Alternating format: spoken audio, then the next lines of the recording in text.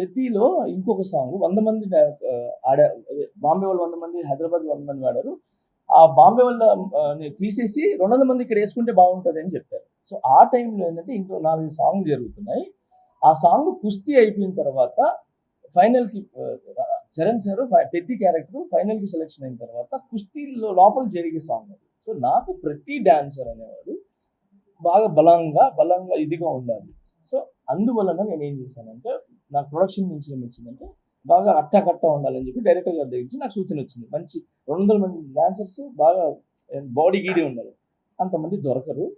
So మనోళ్ళు కొంతమంది ఇక్కడ యంగ్స్టర్స్ పెట్టుకొని బాంబే నుంచి కొంతమందిని తీసుకొని పెట్టుకుంటే అది మ్యాచ్ చేయొచ్చు అని చెప్పి వాళ్ళని తీసుకుని వచ్చి పెట్టడం జరిగింది. అక్కడికి వెళ్ళిన తర్వాత నాకు యాజ్ ఎ కొరియోగ్రాఫర్గా ఇంకో థాట్ ఏమొచ్చిందంటే అసలు డాన్సర్తో ఈ సాంగ్ ఎందుకు డాన్స్ చేయాలి?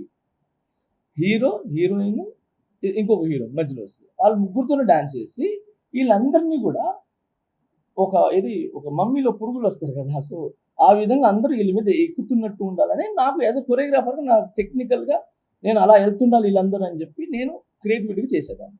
ఓకే, సో నేను వాళ్ళు డాన్స్ ఆడిపినా అనేది నా క్రియేటివిటీకి సంబంధించింది. నన్ను అడిగే హక్కు ఎవరికి లేదు. ఓకే,